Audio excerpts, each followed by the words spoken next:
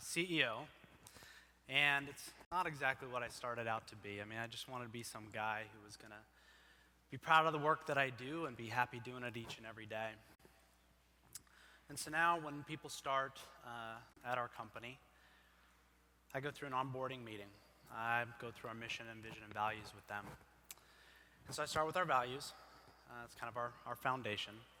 It's inspire, share, exceed, evolve, and 100% jerk-free. And in that moment, people look at each other, they chuckle, they thumbs up. I mean, I've told this value story quite a few times, and everybody seems to be excited about it. So I have to stop, and I'll start explaining that one first. Because it's not just about eliminating jerks from our everyday life. It's about the team is more important than the individual, and it's a culture of open-mindedness and respect. And a lot of people think that the value came from some run-in with a jerk somewhere in my career, but that's not really it at all. In fact, it came from the second best place I ever worked, the first one being where I am now. Right out of college, I started at one of the most premier creative agencies in the world. They produced amazing work for world-class clients, and it was produced by absolutely talented people. And the funny thing about talented people is some of them come with their personalities. I think we all kind of know those, some of the names we have for them. They're prima donnas. They can be, and ultimately, jerks. And so I never really felt the full wrath of any of those folks, but I definitely saw who they were by the way that people acted, and I heard the stories. And I think as we all understand, stories are what creates our culture. So in my onboarding when I was there, I was walked around the agency and pointed out all the best places to cry if I needed to. They would tell the infamous stories of people wiping papers across a table, yelling at a client, having an absolute tantrum over the one thing that was most important to them, which was the work. And each and every day, I mean, we all respected the folks that were there. And I would see who had to dread the days that they worked with some of those people. I myself started to get a sense of who they were. And we each, everyone respected them, but at the same time, they would only tolerate that for so long, and they'd eventually leave. And they would go on to do great stuff themselves. And I also saw that the bosses in all of this scenario, the bosses and the peers, they had their names for them too. Those were the rainmakers. They were the folks who, they're dependable and they always get it done, indispensable. And so those folks would actually see them start to isolate themselves. And I remember one day I had a little event at the agency. I mean, we do those, I had beer, they had basketball courts, things like that. I remember, exuberant, fresh out of college, grab my beer, run up to a group of creatives, one of which I had worked with. And it was like one of those old Western scenes when the piano player would stop and everybody looked at me. And the writer that I had worked with, he's like, "Oh, no, it's okay. He's a count, but he's cool." And I realized very quickly that I was kind of, while accepted in a spot, I certainly was not one of them, and I lacked the creative chops. And of course, I took offense at that, assuming I had some creative bone in my body, but that was not going to be the case with them. And other times I would leave, and look up, because they truly were set aside in a different area of the office. Whenever I would leave, they'd all be there pounding away, and I realized what kind of pressure they were under. And I just didn't feel like that was going to be healthy for anybody. I mean, I felt like there's nothing I could do for them. I mean, I certainly couldn't help them out. And so I'd be on my merry way, and they'd have to take care of the work themselves. And so later, when we started our own company, I realized, first and foremost, we'd have to do that same kind of work, because that's ultimately what I wanted to do. I wanted to do the world-class work that I was known for. I knew how to get that done in a very different way. And obviously I had already been told that I wasn't one of the creatives, so I wasn't going to get it done myself. And so, you start pounding away. And, when you first start a business, you're the one doing the work, and then you're doing some of the work.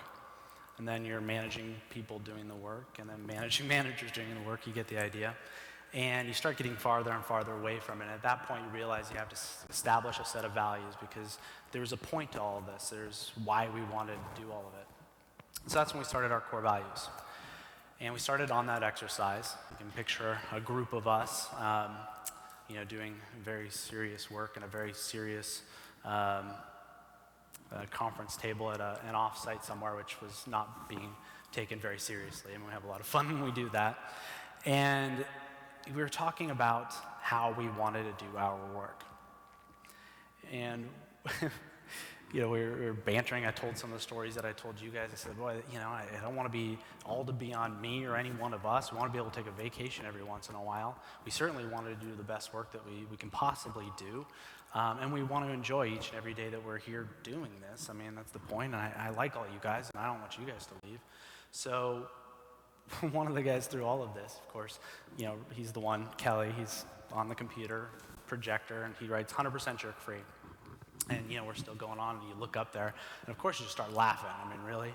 100% jerk-free? Can we say that? And the fact is, we then debated it all and said, at the end of the day, that's kind of what we're talking about here. And that's what stuck. And we went through a couple iterations of our values, and that's the one. Everyone always remembers that one. And it's interesting because of what it means. Because again, it's not just eliminating our jerks. I mean, it's some of this, and we do have our stories. So we have those extreme stories, and that's kind of the extreme stories that were told at the previous place. And again, they're awesome at what they do. They just do it in a different way. I mean, I don't think there's any right or wrong to all of this. It's just a matter of who we want to be and how we want to do it. And so, our extreme stories are the cases in which we fired our second largest client just because it was not working for us. And I mean, we have folks here with the company to this day. I mean, this is 6 or so years later of our 12-year history that they're still here with us because of that moment in time. We've had a case in which we had to fire a person who was the cornerstone of a particular project. They were the folks who knew the technology that we're working on, and everyone just said, what? As soon as we got rid of everything moved much more smoothly, and the team got it done. And so we have these moments and these extreme stories, and I know it's not all about culling, right? I mean, that sounds a little jerky in and of itself. So we had to learn about how to hire and how to select our clients as well. So it's interesting where those surface. You start talking to candidates, and of course they're there to toot their own horn a bit, but it really starts off with those I statements, right? I did this, I did that, I did this other thing, and I'm really great. And certainly giving them the opportunity to talk about all the help they've gotten along the way. And the right kind of people have those stories too. I mean, this person, I had this great boss, really learned a lot there. The team that I had, really get a lot of credit to that group. The folks that I managed, I just couldn't have been blessed with a better group. And those are the kind of people we want, because we don't want the people who are those rainmakers.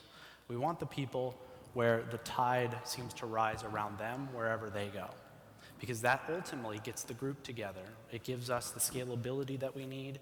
It gives everybody a reason to come to work each day because they're going to enjoy what they do, and each and every one of them is going to be capable of delivering their very best work and contribute at a level that they've probably never been able to do before. And so, I mean, those are the major points, but then there's the nuance of all of this, because, we said it's 100% jerk-free. And, and there's always been debate about whether or not it should be 98% or something like that. I mean, we should all be entitled to be a jerk every once in a while, something bad after a bad day. But, the fact is in reality, all of us have certain tendencies that can limit the group. Myself included, and things we've had to learn along the way.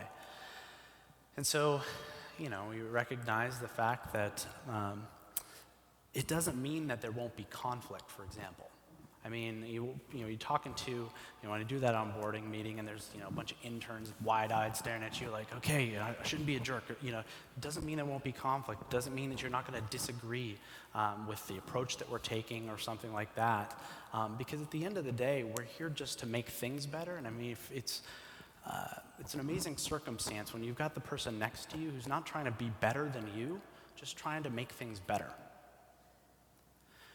And so we're all there with this same mentality, believing that we have this collective group that's going to make each one of us, at all ranks, the old joke, it's that decision's above your pay grade, right? The fact is, I mean, I started the company when I was 25 and a fairly junior level person, and I felt like I had something to contribute, and we've been able to do some pretty incredible things as a result of that. So I certainly think that the entry-level folks have as much to contribute in new ways of thinking as anybody else. So they also have to participate. It's another aspect of this, making it work. You can't just sit on the sideline. I mean, that's not contributing. That's not pulling your weight. And so if you feel that you have 100% jerk-free over your shoulder, you know that you can put things out there. And we talk about the rules of improv, if people are familiar with that one. So be spontaneous, just put it out there, see where it goes. When you've got kind of the 100% jerk-free over your shoulder, you can have a friendly group who's going to be receptive to your ideas. Yes, and always try to build upon one another's ideas. And always try to make the other people around you look good. And so when you have that, then the ideas are flowing, everybody's respecting one another, and you're really starting to see where this thing can go. But then, when you do reach some kind of a block, there's the other accountability, which is to understand that when things aren't going well, it's important that you bring it up and you have that authentic conversation with the folks around you when you start to get that feeling. And that's what's interesting. I mean, there's those cases which people don't necessarily realize, that there's that feeling when you start to dread the work that you have to do or dread the meeting with the person you have to meet with. That other person probably doesn't realize it. And so you take that accountability, say, own your feeling and say, hey, I'm just not feeling it right now. Is there something going on here? Is there, I wasn't able to contribute here, or I wasn't able to do this. So oddly enough, in this case, it can make you kind of uncomfortable. And we've had these kind of uncomfortable moments, because the funny thing is it goes to clients too. And there are those cases where we've had to have those phone calls where at some point, so there's a block there. And that's the kind of thing, my role, CEO or managers or whatever, is help surface some of these feelings, help making sure that we're kind of greasing those meetings to making sure that their ideas and everybody's capable of contributing. But those moments, those precarious moments where you have to make that call and don't know where the end result of this is going to be, which is, hey, this relationship isn't working very well. And more times than not, we've had, clients go, I know. They are kind of a block over here too, so what should we do about it? And that's what's interesting, is we have really authentic conversations about how to sensitively deal with these working circumstances and try to make everyone better around us, internally and externally within the company. So at the end of the day, we're really trying to be about teams. I mean, a lot of people talk about the idea that people are our greatest asset, and they talk about respect and things like that. But what we're about is about teams. And I mean, theoretically, people say, well, people are part of teams. The best people make up the best teams, so therefore the best teams are made up of the best people. But what we've realized is these teams can be made up of the best people exhibiting the worst behavior, and a team falls apart. And we've seen this in athletics as great examples of that, but it can happen anywhere. And so each and every one of us have some role to play. If we're the leader, we need to stand up for this and exhibit these behaviors and to come to defense when it needs to be, or just surface the idea that there is something wrong and enable the folks around us to have those conversations with one another to get the very best out of that team. And so we find, and we've had our measure of success. I mean, we've been one of the fastest growing companies for several years in a row, but most proudly is we've been one of the best places to work for the last several years, from in the city, in Inc. magazine for our industry, things like that. And that's what we're starting to be more proud of, because what that team can do is then deliver the results that need to be delivered. And I'm proud of the work that we do, but most importantly, I love every day that I get to go to work and work with these great people and know that there's the continuity that these people will always be here with me, and we're on the same consistent mission. So at the end of the day, what's best for us is having a 100% jerk-free team, and it gets the best out of each and every one of us every day. Thank you.